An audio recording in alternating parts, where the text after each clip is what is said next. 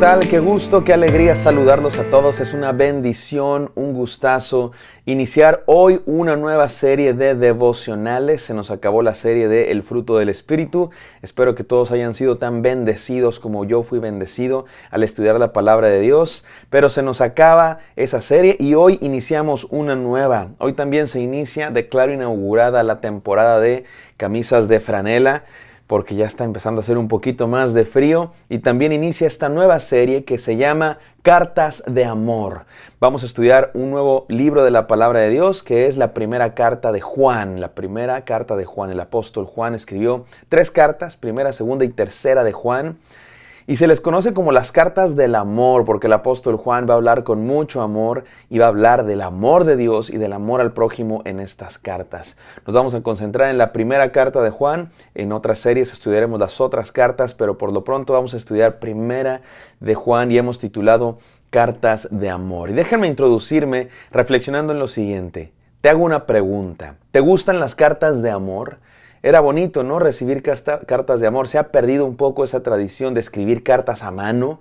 Con todo esto de los medios digitales, ahora mandamos mail, mandamos WhatsApps, que también son bonitos, pero había algo especial en mandar una carta, porque era algo que escribías con tu puño y letra. Y había gente que hasta marcaba un beso ahí en la carta o la perfumaba. Y era bonito recibir esa carta de la persona especial en el correo. A veces tardaban meses en llegar, semanas o quizá días, y tú la abrías y era bonito ver la letra de aquel que te la escribió y ver que pensó en ti y que te da un mensaje especial porque te ama.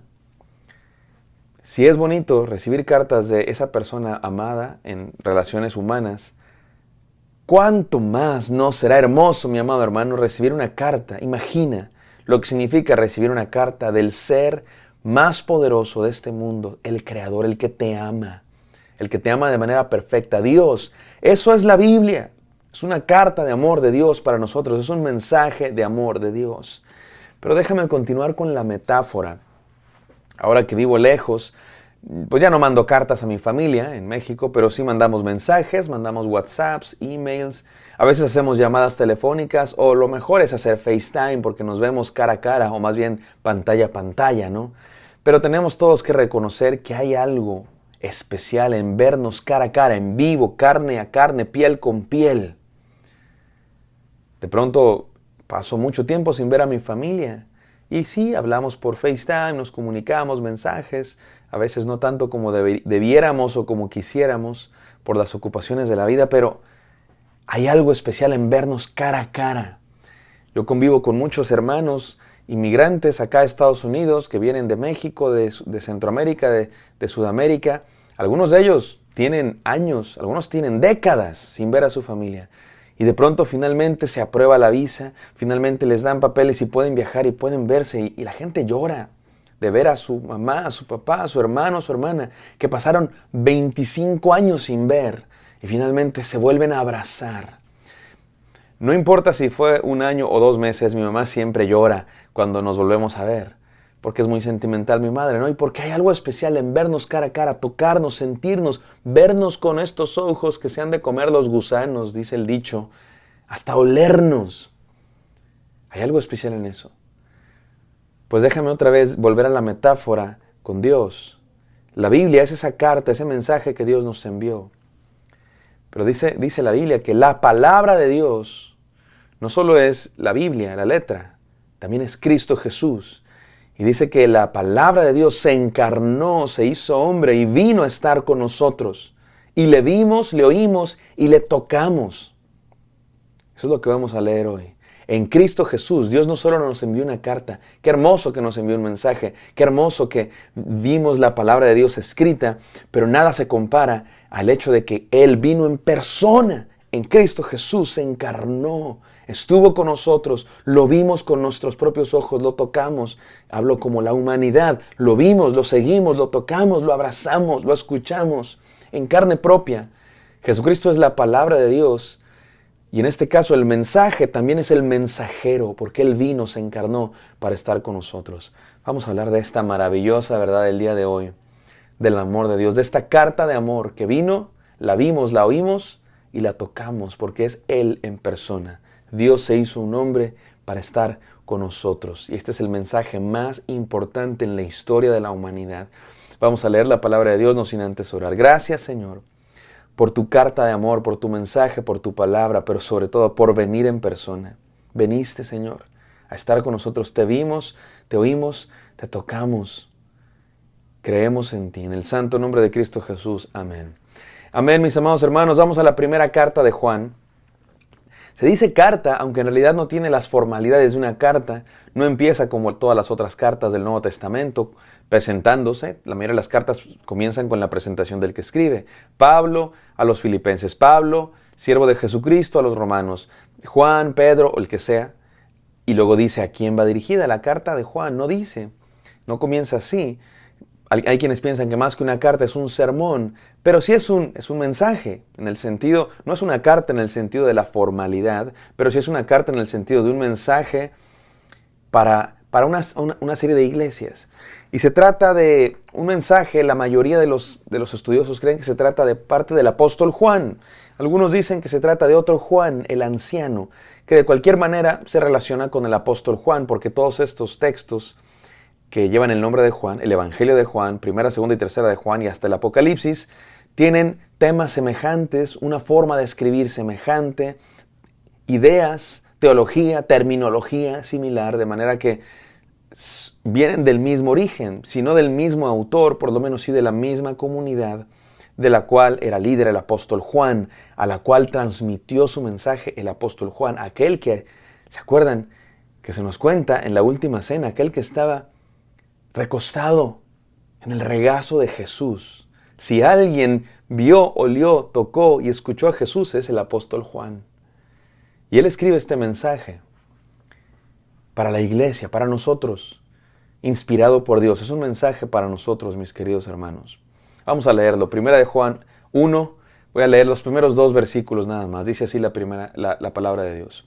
En lo que era desde el principio, lo que hemos oído, lo que hemos visto con nuestros ojos, lo que hemos contemplado y palparon nuestras manos tocante al verbo de vida.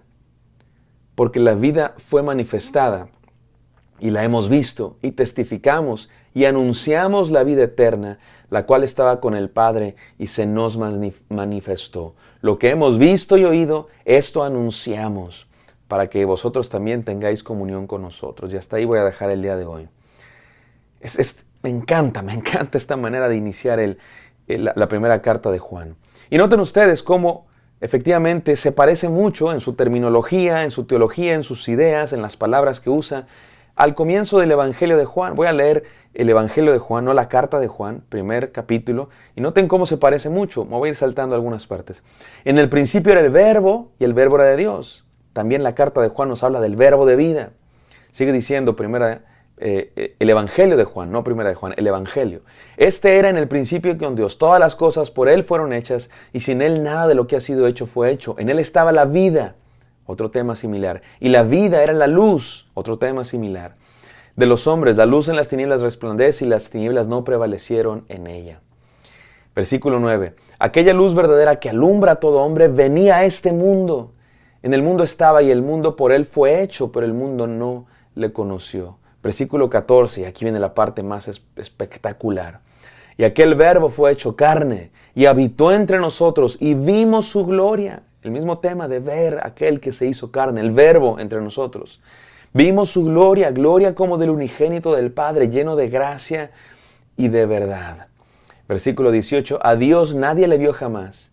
El Hijo unigénito, que está en el seno del Padre, Él le ha dado a conocer. Mis amados hermanos, esto es impresionante. Este es el mensaje más importante, más espectacular, más escandaloso también de toda la historia de la humanidad. Lo más importante que yo te puedo decir, lo más importante que ha ocurrido en este universo es esto: que el creador de todo cuanto existe, el Dios todopoderoso, El Dios todo trascendente, el que está más allá del tiempo y el espacio, el que con su palabra dijo, hágase la luz y creó la luz, aquel que encendió la chispa de este universo, el que creó todas las leyes y constantes de la naturaleza, el que creó el cosmos, los millones y billones de galaxias y estrellas y planetas, y también el microcosmos de los átomos y las partículas subatómicas y nuestro cuerpo maravilloso que funciona.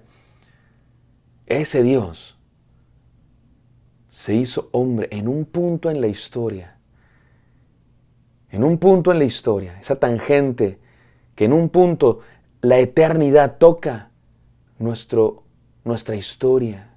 En ese punto maravilloso en el que Dios se hizo hombre, es donde está Cristo Jesús. Él es Dios entre nosotros. Y no hay mensaje más importante que este. No existe.